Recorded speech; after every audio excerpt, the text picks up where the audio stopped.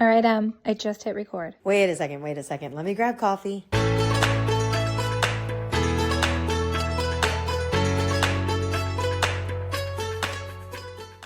We are live. Hello. How you doing? I am good. How are you doing? You're prepping for a big trip. Yes, we head to Mexico tomorrow. Really looking forward to that, seeing really great friends in Mexico City and then hitting the beach. It's spring break in Chicago, so the next few weeks is a rolling revolving door of various schools on spring break. So it'll be great family time. We're looking forward to it. That'll be so fun. And you know what's funny is I always feel like I took you as a planner, a preparer, but your secret that I'm going to unveil today is that you've not packed anything. Is that correct? No, less than 24 hours flight, not one item packed, not one child packed, not one nail painted, and it's all going to happen. It's all going to happen. I love it. Wait, now, are your kids old enough that they pack themselves or do you pack for them? Rosie loves to pack for herself, so yes, Sam could, but he likes me to do it, and he is very easy to pack for, so no problem there. Boys And are so easy to pack they're for. easy. Yeah, they don't care if they roll in the same thing every day. No, my kids would love to. Summer items easier than winter items, so I'm assuming I'm just going to breeze through this. I've told you about my clothing rental obsession as well, Jenna, so that haul is here. All that's going to go straight into the bag, and we're halfway there. I love it. I actually have to tell you as a side story. So your clothing obsession is Nuuly, right? Renting from Nuuly. And you got me renting from them for my last trip. I may have misunderstood the membership that I had signed up for. I thought it was like you only pay if you actually order clothes. So I paid for 2 months and didn't order clothes and then was like, oh, wait, I'm getting charged anyway. I might as well order something. Yeah. So I misunderstood the membership, but I do love them as well. So we'll see what I get in my next thing. I actually just ordered yesterday because I got an alert that I was charged and I was like, gosh, how do I always do this? Like, I don't know about you, but I always see those ads. Is it Rocket Money? No. I think it is Rocket Money. Whatever service it is that like they can find the subscriptions that you have, because a lot of people have duplicate subscriptions and help you cancel them. I really should do that one day. I'm pretty positive I pay a couple $100s a month in random stuff that I don't know about. Well, I have quite a story about that with LA Fitness and personal training session packs that we paid for years. I don't even want to tell you to the tune of what that final bill was. And when I finally figured it out, they reimbursed 1 month, maybe 2, out of a 2-year not used membership. It was bad. It was really bad and silly on my part. I will take full responsibility. I just had something similar. It wasn't a 2-year span, but it happened with one of my children. I had signed him up for soccer. We did it for a couple months, and then I thought I had canceled it, and in reality, I had placed it on hold. So after the hold was up, they just like redid our subscription, but I paid for 6 months of it before I realized it, and they wouldn't reimburse me. They were just like, sorry, it's our policy.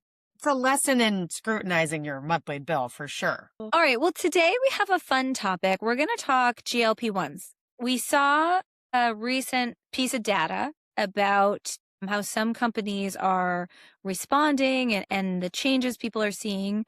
And it just kind of spurred us going down a little rabbit hole to see what the impact has been on the food and bev industry. I think a lot of us have been aware of the shifts and you've seen from a marketing perspective, people really started throwing that GLP-1 kind of terminology out there. So that's not new. I mean, I know that some food delivery companies had rebranded, like when you could, select the type of thing you're interested in, protein, keto. GLP-1 was one of them. So it's not new, but I do think because of the way that the food and bev and CPG industry works and the lag that they have in R&D and in launching products, we have started to see more of that in the last year. So I think some of the stats and data that we've uncovered have been really, really interesting. Yeah.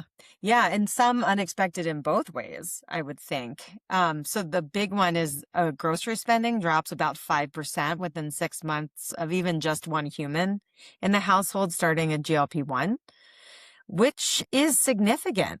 That is a significant cut in spending. Snack purchases also decline as part of that, roughly 10%. That was a People magazine stat that we found. And then restaurant spending in certain categories, particularly QSR, has dropped around 8%. So some significant shifts, but then we're seeing some rises as well. Yeah. Well, and I think if you look at the shifts, the downturn that you just talked about, you know, I'm relating it back to some of my own health journey and what we've talked about. And I think I had said before, since about July, I just started being more mindful of what I was eating. I had kind of gotten away from that with the little kids and all the crazy. And I just started being more mindful of it. And I also stopped drinking as much, which I know we've talked about, right, with your own journey. And funny enough, I did find that our grocery bills went down. I was taking a look when I was grocery shopping and thinking, okay, well, I don't need those extra things. They're just going to go to waste because I'm not going to eat them. And then also translating that to, wait, do my kids really need those 3 snacks or can we pull it back a little bit? So my mindset for myself did impact what I was buying for my family as well. And we definitely saw a grocery bill dip. Yeah, it's something to absolutely be aware of. I would say maybe I would have tracked that, Jenna, had I closely monitored my credit card bills, and apparently I don't do that. So I'm not sure if I'm seeing the same trend. But interestingly enough, when we're talking about the categories of food that are being cut, it is your frozen foods, it's your ultra-processed foods, the stuff in the middle, not the perimeter necessarily. So the good news is, health-wise, there are some optimizations people are making on their health journey for sure, especially when it comes to how those dollars are being spent. Yeah.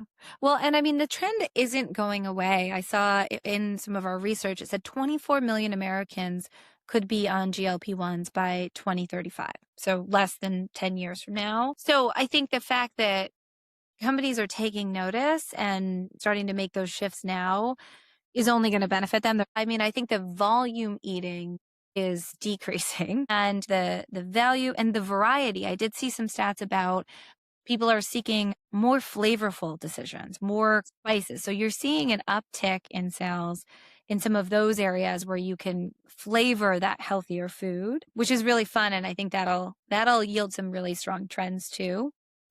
The thing that caught our eye about this to start with was what Lindt Chocolates put out. And I don't have it in front of me. I don't remember the exact stat, but they were basically saying there was an increase in sales. Correct. Was it 16% maybe? Yeah, it was high. I can see that. But honestly, what this proves is the quality over quantity. The indulgence is still there. People aren't quitting that. They're just upgrading flavor profile.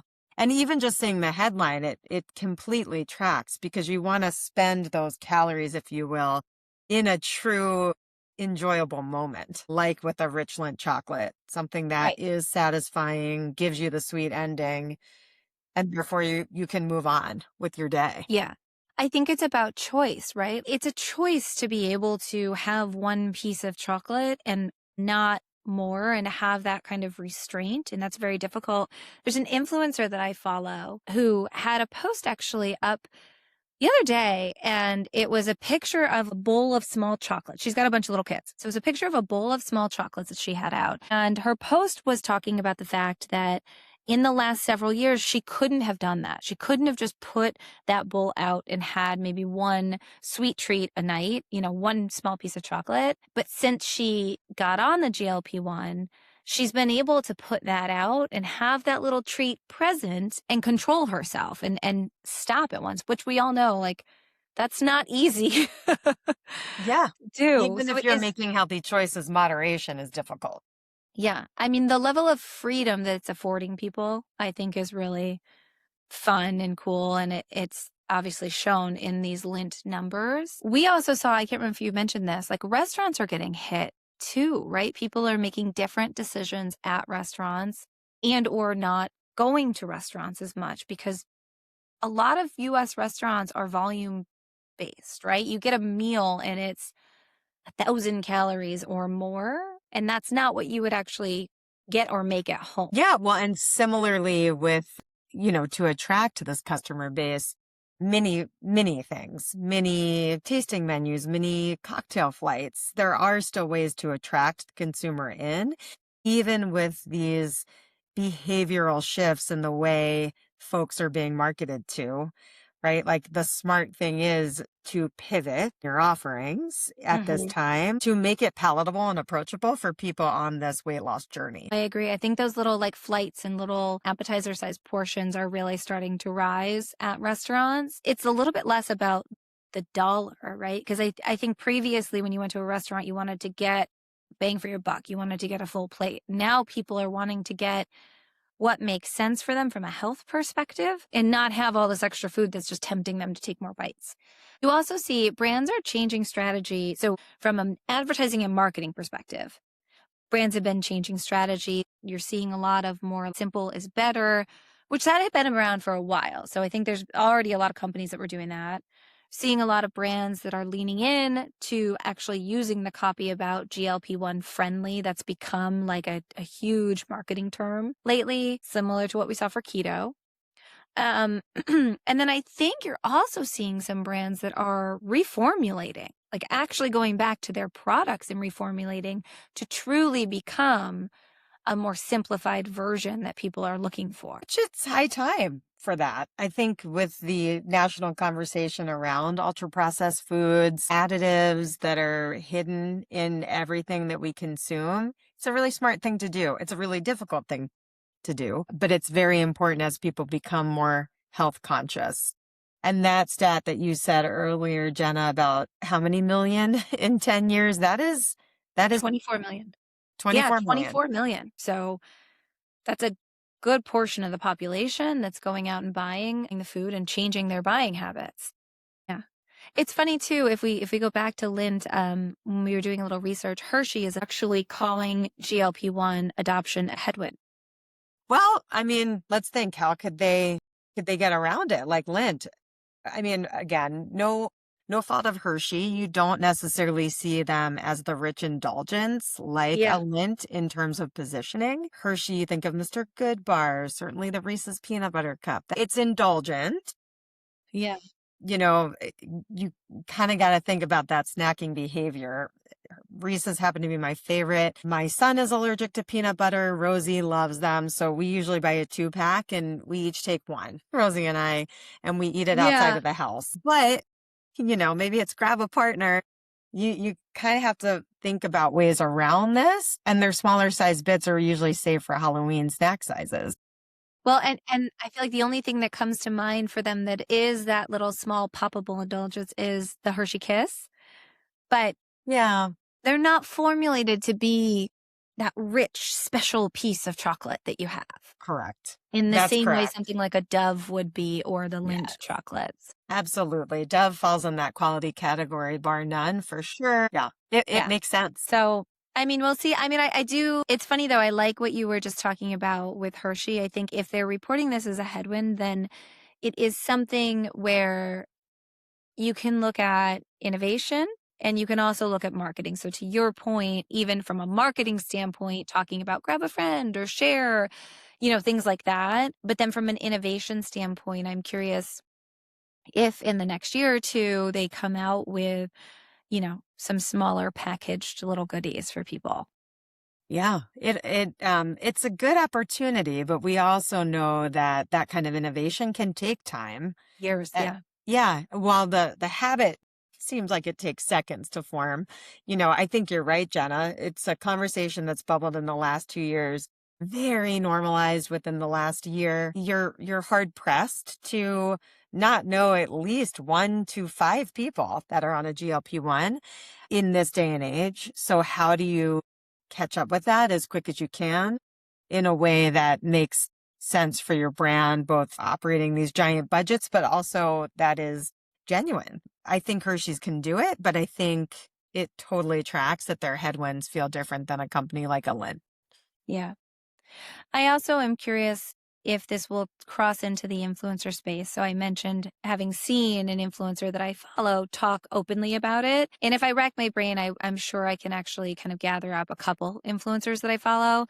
It's funny you saw this in the Real Housewives space. A lot of them talked about it. But what I haven't seen yet, and I could have just missed this, is companies who are changing marketing strategy and or changing product formulation, aligning themselves with influencers who have openly talked about being on these GLP-1s to put a more holistic campaign out about that. And I think that's probably coming. If it's not already happening, I think that's probably coming to really kind of tie a bow on it and draw from that trust that the influencers already have.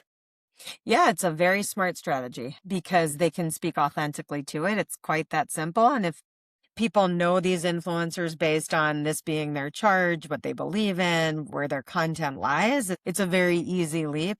In fact, not a leap at all, to align to a category or a brand that is doing the exact same thing. And honestly, it's a great way to earn trust quickly for brands by aligning to the right influencer. All right, Em. Well, the other thing I just want to mention, this is not GLP-1. We saw something come out from Fabletics, and I'm curious to watch where this goes. So I guess to summarize, Fabletics, if you don't know, is an athleisure wear brand, lean heavily into influencer and celebrity support. They tend to be less expensive than something like a Lululemon or even Athleta, but they just came out with news that they are going to be launching their first piece of denim or denim line. So I don't know, it caught our attention, and I'm just curious if this is indicative of a shift away from the athleisure wear into, I've already seen several brands that I like and follow launch new denim that's kind of coined as like almost sweatpants. So I'm curious about it. It's something to keep our eye on because it is another new Back consumer into trend. life. Well, yeah. I also think it's behavior-based marketing, similar to the conversation of this pod with GLP-1s. As people go back to the office, as people emerge, even in a post-COVID world, that seems like eons ago now, but this year and last year felt like a real shift with back to work, multiple days a week, full days a week. And so the idea of dressing up just a little bit, even if you're shifting from athleisure to denim, it is a big leap. And so Fabletics is hinging on that. And I think people will be excited about it as well. Especially if you can wear denim comfortably. Let's be honest. There's not enough elasticity in denim, usually. I agree. All right, Jenna. Well, this was a fun little pod. So, last question, as always, what's our impact? Yes. Well, you had a great one this week, and I said I got back to volleyball, right? And we got in a conversation about lending our time, lending our resource, and how that can be helpful and impactful for others and ourselves, because we are feeling very rewarded when we do that. And coaching volleyball, that is something that is very rewarding for me. It's a lend of resource. It is being there for young people. It's being there for the parent body. It's a lovely thing to give back on, especially when it involves one of your children like this does. But Jenna, we were talking about how lending time and resource is also fantastic in the business world. So you talk to us about that. Yeah. So I think that we recently made the decision to offer some pro bono services. More to come on that over social in the near future. But we're excited about that. When we talk about being a purpose-led company and looking at what our impact is, giving back to companies that we believe in and nonprofits that we really, truly down to our core support is part of the reason we were founded. We also have made the decision that we will start to feature some nonprofits that we're passionate about on social in the coming months to give them a little bit of love and just show some of that like feel good work that's out there. And hopefully that resonates with our audience because, it truly is just about supporting community, supporting others and giving back. So we're excited to be taking that step. More to come in the coming months, but that was our impact this week. That is lovely, Jenna. That's perfect. It makes me feel we've tied today in a bow, and I'm looking forward to this work very much. All right. Well, thank you for your time this week. You too. Have a good weekend.